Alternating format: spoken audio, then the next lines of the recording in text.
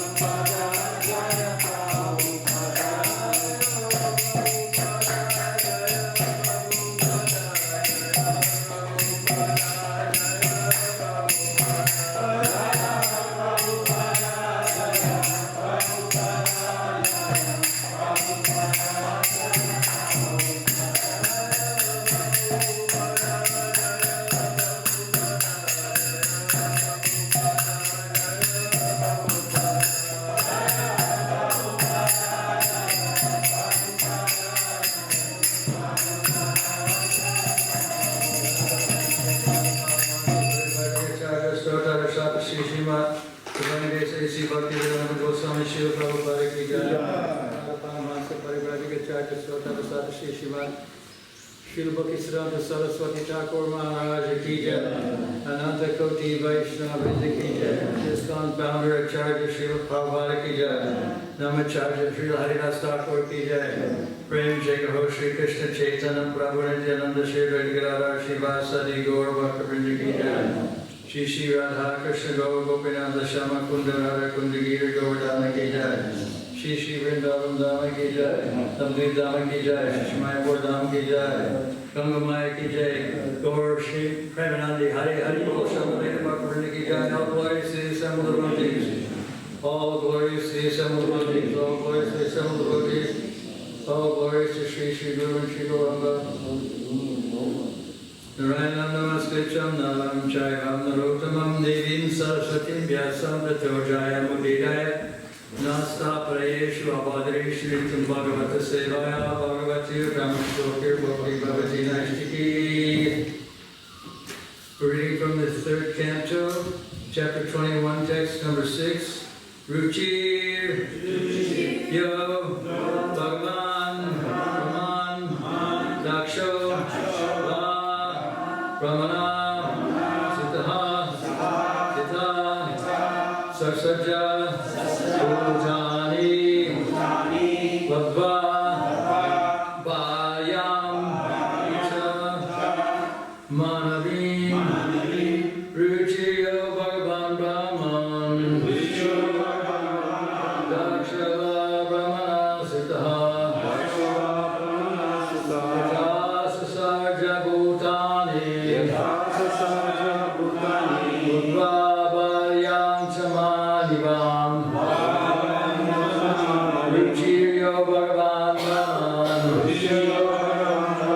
Dakshava Brahmana Sutha Ita Sasarja Bhutani Bhavabayam Chamanavim Ruchiryo Bhagavan Brahman Dakshava Brahmana Sutaha Atasa Sarja Bhutani Bhavabayam Chamanavim Ruchiryo Bhagavan Brahman Ruchiryo Bhagavan Brahman Dakshava Brahmana Sutaha Dakshava Brahmana Sutaha Asasajja Bhutani Itasasajja Bhutani Bhavabayam Chamanivam Ruchiryo Bhagavan Brahman Ruchiryo Bhagavan Brahman Dakshava Brahmana Sutta Dakshava Brahmana Sutta Dasasajja Bhutani Itasasajja Bhutani Bhavabayam Chamanavim Bhavabayam Chamanavim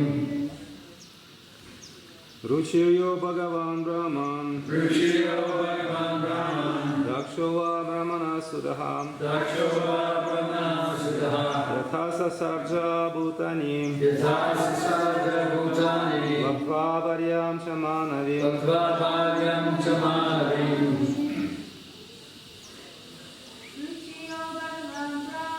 Ruchiryo Bhagavan Brahman Dakshava Brahmana Sutaha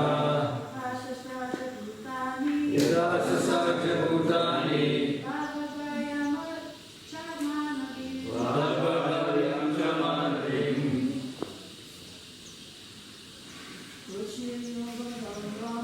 Ruchiryo Bhagavan Brahman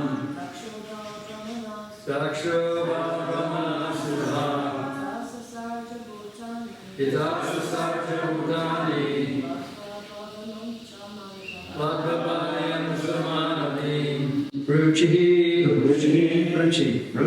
Yaha Bhagavan Wonderful Brahman O holy sage Dakshaha Daksha Va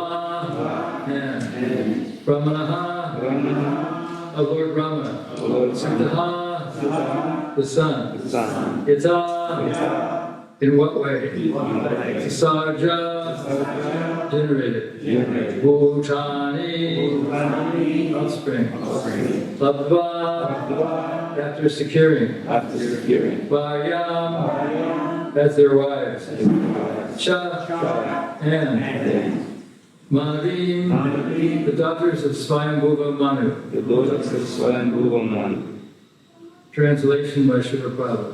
O holy sage, tell me how the worshipful Ruchi and Daksha, the son of Brahma, generated children after securing as their wives the other two daughters of Swayambhuva Manu. Responsibly, O holy sage, tell me how the worshipful Ruchi and Daksha, the son of Brahma, generated children after securing as their wives the other two daughters of Swayambhuva Manu. Reported by Srila Prabhupada. All the great personalities who increased the population in the beginning of the creation are called Prajapatis.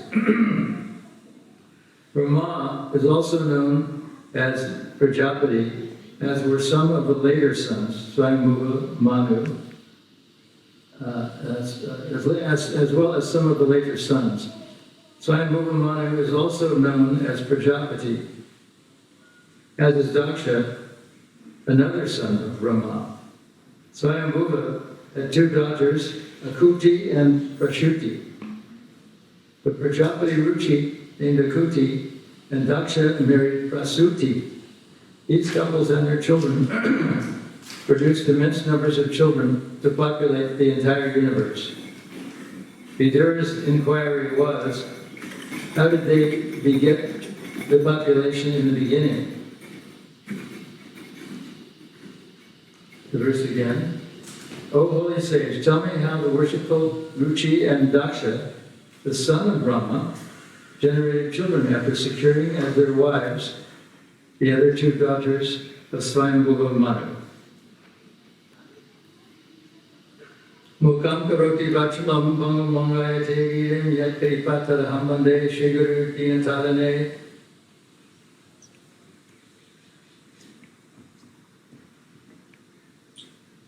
The beginning is very different from what is generally thought of as the beginning.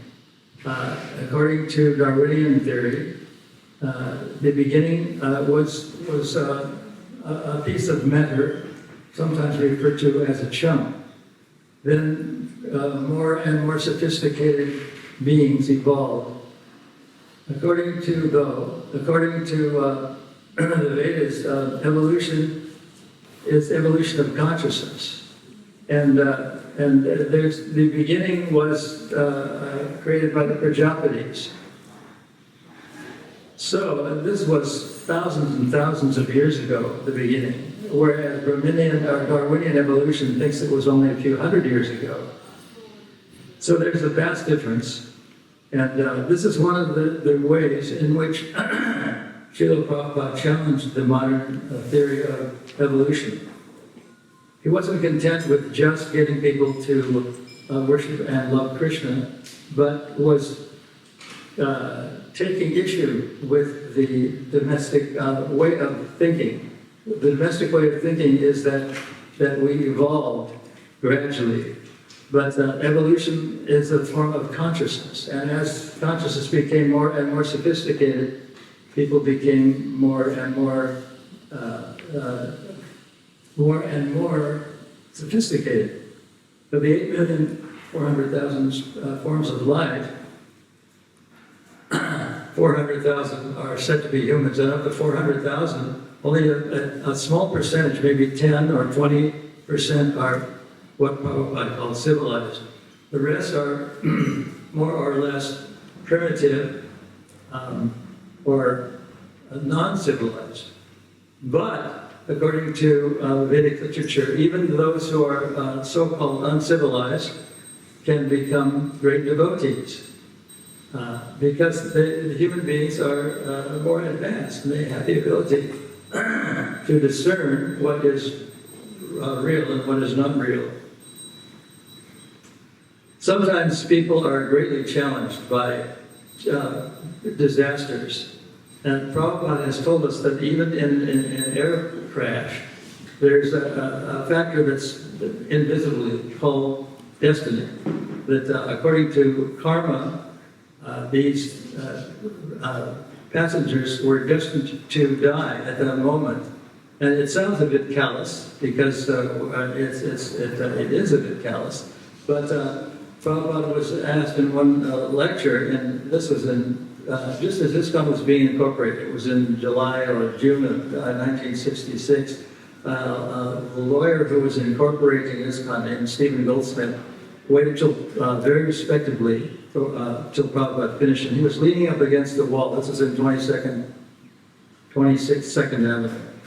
And he asked Prabhupada a question that had been plaguing him for some time, even though he was very active in serving Prabhupada. He asked him, he said, if God is all good, why is it that so many of our young boys are being killed in Vietnam? This is when the Vietnam conflict was going on. So without hesitation, and I was there, so I heard this happen, Prabhupada said, and he pointed his index finger straight at Stephen Goldsmith and said, God is saying, you are killing so many animals, so, he said, send your sons to the slaughterhouse. And Stephen Goldsmith, as we often hear in court proceedings, had no further questions. That was the end of the question and answer period. It was a stark revelation, but it's true. And it sounds a bit callous, and in a way it is, because it's very tragic that so many people departed in that great conflict that happened. But it did happen, and that's one of the reasons how it happened. And karma is very mysterious. Sometimes we hear something called the law of karma, but it's not exactly a law. Things like had happened recently in Los Angeles, where several people lost their homes, their photo albums, their jewelry, and everything in fires. From a karmic point of view, one could say, well, they had it coming to them.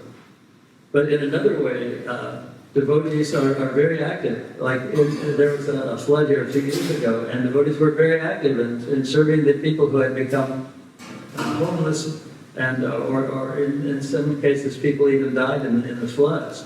So there's sometimes the element of compassion takes over, and even though it's callous to say they had it's part of destiny. It just happened because it was meant to happen. Devotees show themselves to be caring and uncallous. Prabhupada has also mentioned in some of his writings that a true devotee is totally compassionate, feeling the whips on other people's back. And it's one of his devotees said that his greatest desire was that he would accept all of the karmic reactions from all of the sinful people in all of the world on his own self if Prabhupada would relieve them. So devotees are by nature compassionate, but at the same time there's something called destiny or the law, not the law, but of karma, which is invisibly operating, and somehow it's causing bad things to happen. So this is a common question, and once when Prabhupada was traveling on an airplane, he said that this was about 5 years ago.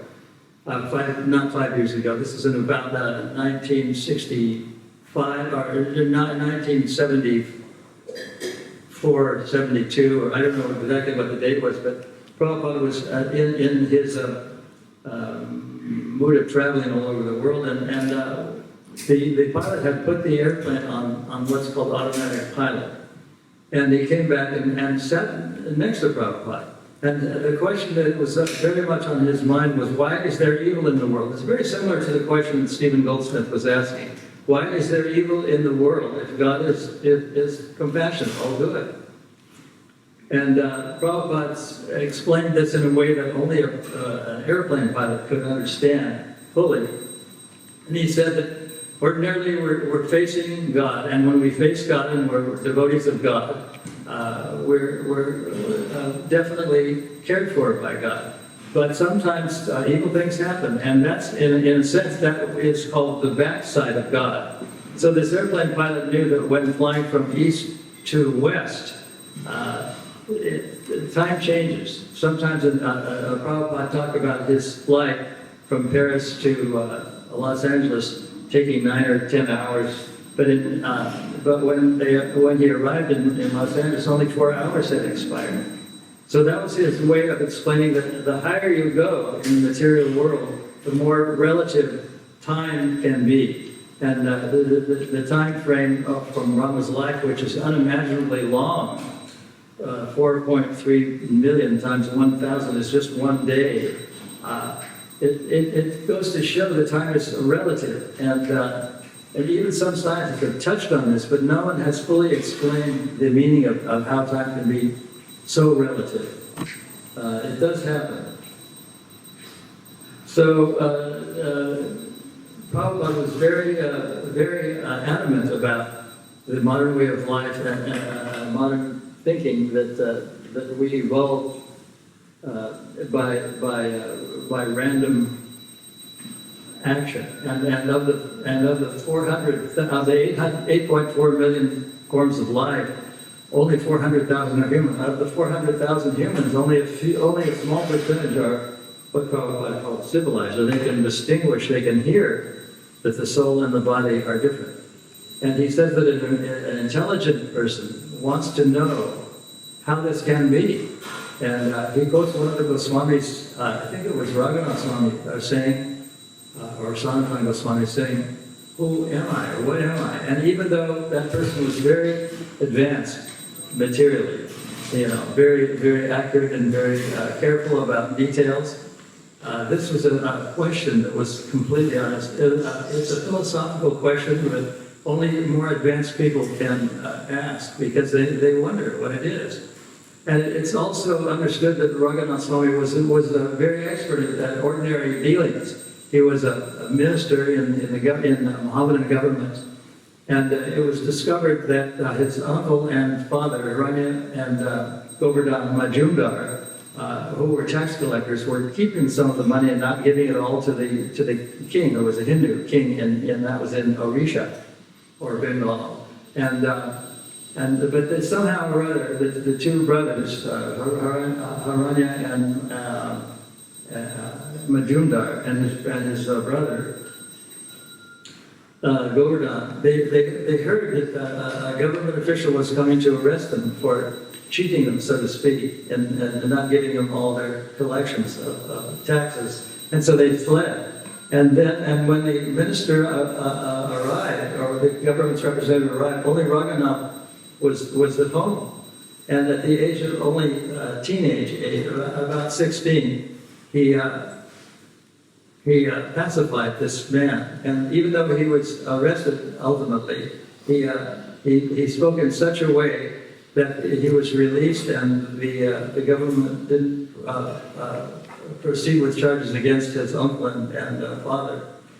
So devotees are also, they can be practical. And one of the things that is written in Nectar Devotion is that one should not be neglectful of ordinary things. And so avoiding government arrest is, in a way, is an ordinary thing, and fleeing a tax collector by not adhering to a small incursion, which was actually illegal. One does not neglect ordinary things, and they can be overcome by devotees. Or they're not only expert in spiritual life, but they're experts in ordinary things.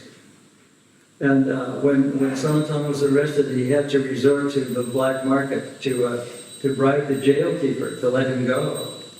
He was arrested because he had resigned from his government post, and first he offered the jailkeeper a sum of money. He had some money put away. He was a very wealthy individual. And then that wasn't enough, so then he offered him twice as much, and finally the man said, well, actually I was going to kill you and take all of your money. But now I'm going to let you go because I didn't tell him why, but I guess he saw that gold was a very important thing to him. But he said, I have one request of you. I'm concerned that the Nawab is going to arrest and maybe even kill me because somehow you escaped my vigilance. And in those days, when prisoners had to answer the call of nature, the jail keepers went with them to ensure that they would not escape. So Mukunda Goswami told the jailer a little story that he could tell the Nawab, and he said that you tell the Nawab that you will come in me to evacuate, and then all of a sudden, even though my two legs were shackled together, I dove into the river. And it happened so fast, and the current of the river was so fast that even though he tried to catch me, he couldn't do it. And this was what the story was that he told them, how he was very compassionate upon even his inimical jailer. And the jailer was saved from execution by telling this little practical story to the Nawab. So sometimes it's misunderstood how evil can exist in the world at all when God is all compassionate and all good. So in a way, this was explained to the airplane pilot who said that if you stand in the shadow of God, you become evil. So in other words, when these Prajapatis created human beings, they not only created good people who would go back to Godhead, but people who are traditionally and from the very start of their life, very, very inimical, very demonic. There's a passage in the 3rd canto about how a child prays in the womb to get out of this miserable condition. It's sometimes said, there's an English proverb that says that there are no atheists in the foxholes, which means that when people are at war, they're praying, they start praying to God that they will not be killed. And so similarly, there's some passages in the 3rd canto about how embryos are very much alive and in a fetal position with their hands folded, they're praying to Krishna to get out of this situation. And then as soon as they're born, they forget everything and they resort to their very demonic ways. So this kind of puzzled me. They said, in one way, it seems that Prabhupada is saying that all people are suffering and are praying to God. But there's another passage in which it is said, in the 3rd canto, that only the most fortunate people pray to Krishna in the womb. And as soon as they're released, they're still devotees. They're devotees in the womb, they're devotees out of the womb, and Krishna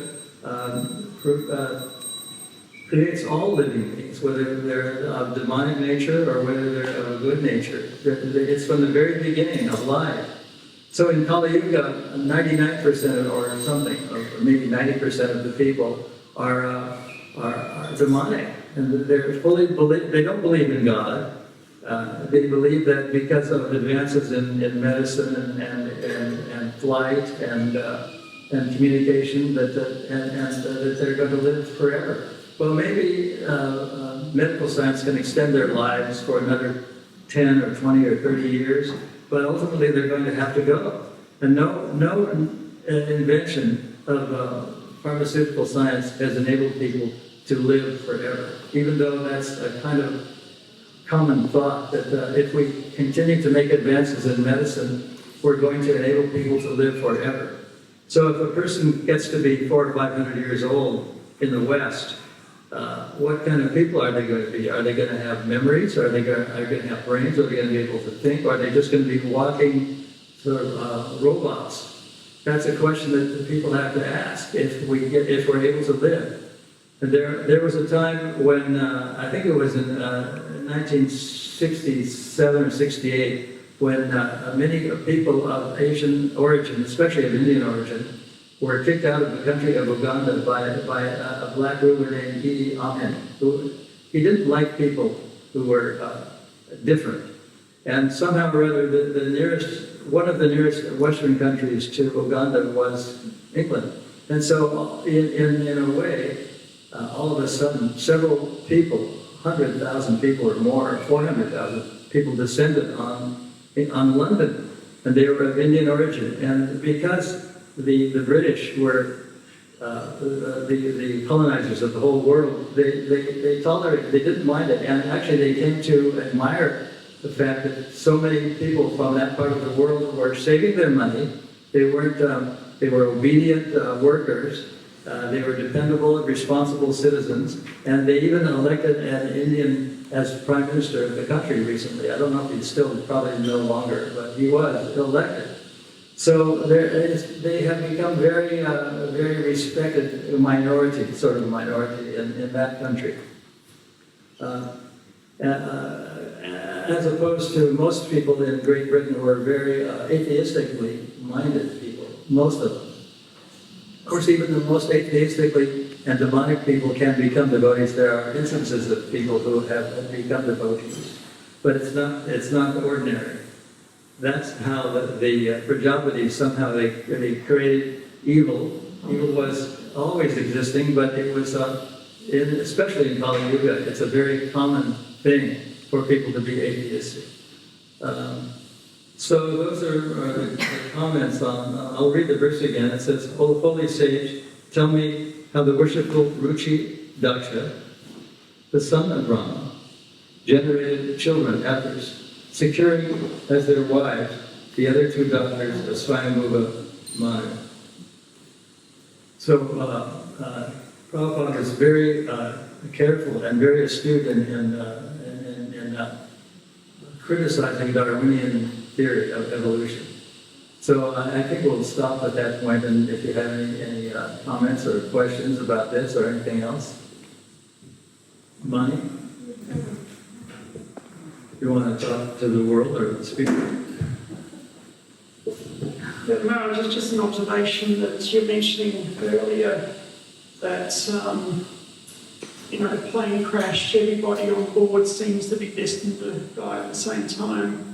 And you also mentioned the relationship between slaughterhouse and people dying on the battlefield like that. So I remember in the 1980s there was a plane crash in Scotland. So it became known as the Lockerbie plane disaster. So because they crashed into the village of Lockerbie. So one thing that wasn't really reported was the main industry of that village was a slaughterhouse. And, thousands of animals were being killed that day, every day. Somehow or other that plane crashed into the Scotland Yard of the British Policing Agency is so astute that they went all the way to Liberia or Libya, which was a place where Colonel Gaddafi was the Prime Minister. And they went to a number, this was all paid for by Scotland Yard. They sent two of their agents to that country. And they went to every luggage manufacturer that was retailing luggage. And because they had found a couple of pieces of cloth where the bomb had blown out of the plane. And they asked the proprietors of these luggage shops if they ever had any luggage with this pattern on them. And one of them said yes.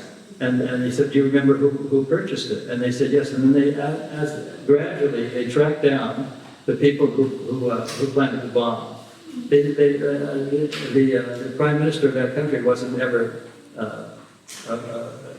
arrested or in any way, who was probably the brains behind the whole operation. But these two people were ultimately convicted of murder of a whole airplane. And it's very interesting that I was in England, and I was in northern Scotland at the time. And as I was driving through, it was just a few days after this airplane had crashed. There were tapes, yellow tapes, saying police incident, do not enter. And so this investigation was, they were so thorough that they tracked down the people. I mean, this is almost impossible, but they did it. They tracked down the people who planted the bomb in the airplane. That's a very interesting topic, that place Lockerbie was a place of making munitions. Any other comments? Yes? Hare Krishna Maharaj. You were saying how Karma is also sometimes called destiny.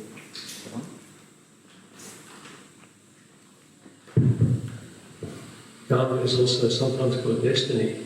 So there was a plane crash just a few days ago, and everybody on the plane died except for 2 people. I heard about that, yeah. Isn't that interesting? That their karma was not to die that day, Right. despite everybody else on the plane. I also heard a story, you know, you're mentioning that typical sort of question from an atheist. If there's a supreme Lord, then why is there bad, evil things in the world? So I heard this story about this atheistic professor in the 1930s, and he was challenging his students, you know, like,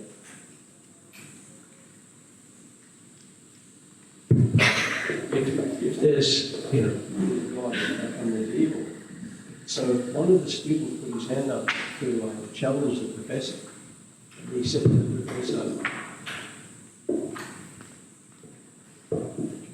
he said to the professor, so, dear sir, he said, you experience cold in your life, do you?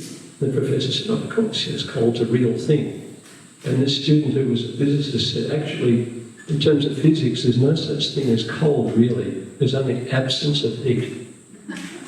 And he said, the same way he said, you experience darkness, yes? And the professor said, yeah. And he said, the same thing, there's no real such a substance as darkness.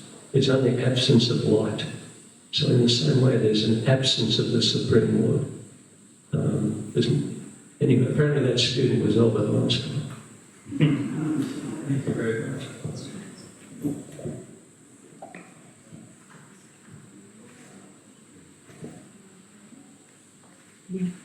Any other comments or questions?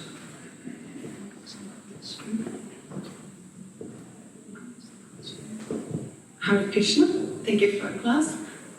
Just a comment, or you can comment on the comment. There was something that came up about the houses that got burnt in California, and then one house would be not burnt, and all the houses around were burnt. So they were investigating whose house it was and making a comment about whose house it was.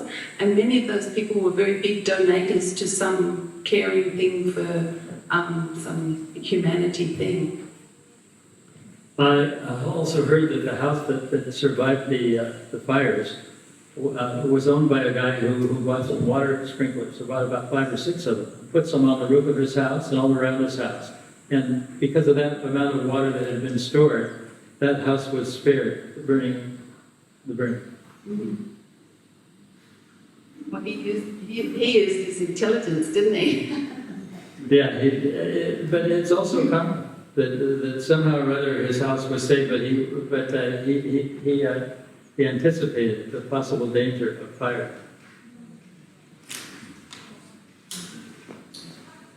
Just so you know, I was in contact with the devotees in Los Angeles, and none of them were hurt. The fires were quite a ways away from where they were. So no one in Dwarka they didn't ever lose anything. I was told, I think by Narayana Mataji, Sringananda's house got burned. I don't know if it got burned, but he had to evacuate. I heard that they had to evacuate about 180,000 residents at the time. Anyway, I was in one of those houses, and those houses were like palaces. It's just hard to imagine that they don't exist anymore, but they don't.